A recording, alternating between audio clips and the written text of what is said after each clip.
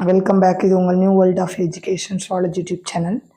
UG, PG, TRB Zoology also. Today we will see about Plasmodium. Intro பார்க்கலாம். First, அறிமுகம். அதுக்கு முன்னாடி நம்ம சேனலை தான் ஃபர்ஸ்ட் டைம் பார்க்குறீங்கன்னா கண்டிப்பாக சேனலை சப்ஸ்கிரைப் பண்ண மறக்காதுங்க. அப்போ தான் நான் போடுற வீடியோஸ்லாம் உடனே உங்களுக்கு நோட்டிஃபிகேஷன் ஆகும். அண்ட் ஆல்சோ வீடியோவை ஃபுல்லாக ஸ்கிப் பண்ணாமல் பாருங்கள். பார்த்துட்டு பிடிச்சிருந்தா ஒரு லைக் கொடுங்க. அண்ட் ஆல்சோ உங்களோட கமெண்ட் என்னங்கிறத கமெண்ட் பாக்ஸில் வந்து சொல்லுங்கள். அண்ட் ஒவ்வொரு டாபிக் முடிஞ்சதும் ஒரு 30 கொஸ்டின்ஸ் ரெடி பண்ணி தர்றேன். அதுக்கு வந்து ஆன்சர்ஸ் எழுதி பாருங்கள். ஆன்சர்ஸ் ஃபைண்ட் அவுட் பண்ண முடியலை அப்படின்னா கமெண்ட் பாக்ஸில் சொல்லுங்கள், நான் ஆன்சரோட சேர்த்தே தர்றேன். வாங்க வீடியோக்குள்ளே போகலாம். அறிமுகம். பிளாஸ்மோடியம் ஒரு ஒட்டுண்ணி புரோட்டோசோவன். இது வந்து என்ன அப்படின்னா வந்து ஒரு ஒட்டுண்ணி பாராசிட்டிக் புரோட்டோசோவன்ஸ்ன்னு சொல்லுவோம். இது என்ன நோயை பரப்புதுன்னா மலேரியல் நோயை வந்து பரப்புது.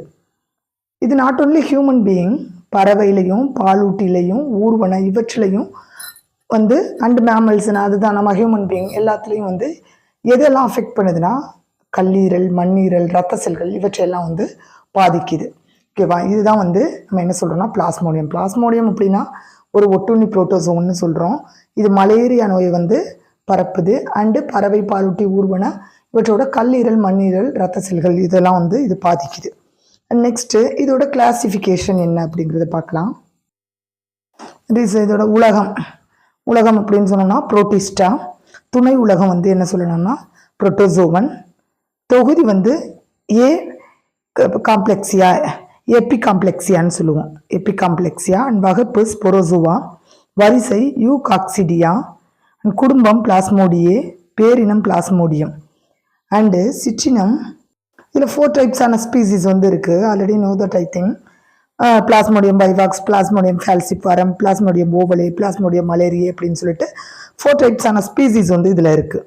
ஸோ இதோட கிளாசிஃபிகேஷன் அப்படின்னு சொல்லும்போது வகுப்பு புரோட்டிஸ்டா, உலகம் புரோட்டோசோவன், தொகுதி எபிகாம்ப்ளெக்ஸியா, வகுப்பு ஸ்பொரோசோவா, வரிசை யூகாக்சிடியா, குடும்பம் பிளாஸ்மோடியே, பேரினம் பிளாஸ்மோடியம், சிற்றினம் வந்து Plasmodium vivax, Plasmodium falciparum, Plasmodium ovale and Plasmodium malariae. Next vector. இதை பரப்புகிற வெக்டார் யார் அப்படின்னா இந்த நோயை கடத்துகிற வெக்டார் யாருன்னா பெண் அனாஃபிலஸ் மஸ்கிட்டோ. ஓகேவா? ஃபீமேல் அனாஃபிலஸ் மஸ்கிட்டோன்னு சொல்லுவோம். பெண் அனாஃபிலஸ் கொசு தான் வந்து வெக்டாராக வந்து செயல்படுது. அண்ட் இதோட டிஸ்கவரி என்னெல்லாம்னு பார்ப்போம். கண்டுபிடிப்பு அப்படின்னு சொல்லும்போது மலேரியாவுக்கும் பெண் அனாஃபிலஸ் கொசுவுக்கும் இடையில உள்ள தொடர்பை வந்து யார் கண்டுபிடிச்சதுன்னா சார்லஸ் லெவரன் இன் 1880 வந்து கண்டுபிடிச்சாங்க. மலேரியாவுக்கும் இந்த மலேரியா நோய்க்கும் அந்த பெண் அனாஃபிலஸ் மஸ்கிட்டோவுக்கும் இடையில உள்ள தொடர்பை கண்டுபிடிச்ச சார்லஸ் லெவரன். அவங்க தான் ஃபர்ஸ்ட் கண்டுபிடிச்சாங்க இன் 1880. இதுக்காக அவங்க வந்து நோபல் பிரைஸ் வந்து 1907 வந்து கிடைச்சிச்சு. அண்டு பெண் அனாஃபிலஸ் மலேரியா வந்து ஒரு உயிரில் இருந்து அடுத்த உயிருக்கு, அதாவது நம்ம ஆல்ரெடி என்ன சொல்லியிருக்கோம்னா பறவையிலையும் பரவும்னு சொல்லியிருக்கோம், பாலூட்டிலையும் பரவும், ஊர்வனவுற்றிலையும் பரவும்னு சொல்லியிருக்கோம். ஸோ இந்த மாதிரி ஒரு உயிரிலிருந்து இன்னொரு உயிருக்கு வந்து அது வந்து பெண் அனாஃபிலஸ் கொசுவால தான் பரவுது அப்படின்னு சொன்னது யாருன்னா கண்டுபிடிச்சது வந்து சர் ரெனால்ட் ராஸ் அப்படின்னு வந்து சொல்கிறோம். சர் ரெனால்ட் ராஸ் இன் 1902 வந்து கண்டுபிடிச்சாங்க. அண்ட் நெக்ஸ்ட்டு இதில் இந்த செகண்ட் ஒன் பெண் அனாஃபிலஸ் மலேரியாவுக்கும் இது வந்து ஒரு உயிரிலேருந்து இன்னொரு உயிருக்கு வந்து கடத்துது அப்படின்னு சொன்ன இந்த சர் ரொனால்ட் ராஸ் வந்து கண்டுபிடிச்சது 1897. அதுக்காக அவங்களுக்கு நோபல் பிரைஸ் கிடைச்சது வந்து 1902 வந்து நோபல் பிரைஸ் வந்து கிடைச்சிச்சு. அதை கன்ஃபியூஸ் பண்ணிக்க வேண்டாம். கண்டுபிடிச்சது 1897, நோபல் பிரைஸ் கிடைச்சது 1902. அண்ட் கோல்கி அப்படிங்கிற இன்னொரு சயின்டிஸ்ட் வந்து ஆர்பிசியில் மலேரியா நிலைகளை, மலேரியாவோட ஸ்டேஜஸ் என்னெல்லாம் இருக்குது அப்படிங்கிறது ஆர்பிசியில் ரத்த சிவப்பு செல்களில் வந்து 1885 வந்து கண்டுபிடிச்சாங்க. அண்ட் நெக்ஸ்ட்டு அனாஃபிலஸ் கொசுவுக்கும் பிளாஸ்மோடியத்துக்கும் இடையில உள்ள தொடர்பை கண்டுபிடிச்சது யார் அப்படின்னா ஹிராசி 1898 வந்து கண்டுபிடிச்சாங்க. அனாஃபிலஸ் கொசுவுக்கும் பிளாஸ்மோடியத்துக்கும் இடையில உள்ள தொடர்பு என்ன தொடர்பு அப்படிங்கிறத ஹிராசி வந்து 1898 வந்து கண்டுபிடிச்சாங்க. இதுதான் இதோட கண்டுபிடிப்பு. நெக்ஸ்ட்டு மலேரியானா என்ன? இது ஆல்ரெடி டோல்டியோ பிளாஸ்மோடியத்தினால பரவும் தொற்று நோய் தான் வந்து மலேரியா அப்படின்னு சொல்கிறோம். இதனால் என்னெல்லாம் ஆகும்னா நடுக்கம், குளிர், காய்ச்சல், வியர்வை, இரத்த சோகை இதெல்லாம் வந்து ஏற்படும். உடலோட வெப்பநிலை பார்த்தோம்னா 103 டிகிரி செல்சியஸ்லேருந்து 104 டிகிரி செல்சியஸ் வரை காய்ச்சல் வந்து அடிக்கும். அண்டு இரவு நேரத்தில் அதிகமாக வியர்க்கும், அது ஒரு சிம்டம்ஸ். அண்டு 500 மில்லியன் பேர் வந்து வருஷத்துக்கு வந்து பாதிக்கப்படுறாங்க. அதில் 1 மில்லியனுக்கு அதிகமான பேர் வந்து இறந்தும் போகிறாங்க. அண்டு எங்கெல்லாம் காணப்படுதுன்னா வெப்பமண்டல மித வெப்பமண்டல பகுதிகளில் வந்து அதிகமாக காணப்படுது. அதாவது ஆசியா, ஆப்பிரிக்கா இது மாதிரி பகுதியில் வந்து அதிகமாக வந்து காணப்படுது. ஸோ இப்போ மலேரியா அப்படின்னா பிளாஸ்மோடியத்தினால பரவும் ஒரு தொற்று நோய். பாதிக்கப்பட்டவங்களுக்கு பார்த்தோம்னா நடுக்கம், குளிர், காய்ச்சல், வியர்வை, இரத்த சொகை இதெல்லாம் வந்து ஏற்படுத்தும். ஃபாரன்ஹீட் போட்டிருக்கேன், அது வந்து டிகிரி செல்சியஸ்னு வச்சுக்கோங்க. 103 அதாவது 103 டிகிரி செல்சியஸ்லேருந்து 104 டிகிரி செல்சியஸ் காய்ச்சல் வந்து இந்த ஜுரம் வந்தவங்களுக்கு அடிக்கும். அண்டு 500 மில்லியன் மக்கள் வந்து ஒரு வருஷத்துக்கு பாதிக்கப்படுறாங்க. அதில் 1 மில்லியனுக்கு அதிகமான பேர் வந்து இறந்து போகிறாங்க. அண்ட் வெப்பமண்டலம் மித வெப்பமண்டல பகுதியில் வந்து இந்த நோய் வந்து அதிகமாக வந்து காணப்படுது. அண்டு இதில் உள்ள வகைகள்லாம் என்னென்னு பார்த்தோம்னா, already I told you species 4 டைப்ஸான ஸ்பீசிஸ் வந்து இருக்குன்னு சொன்னோம்.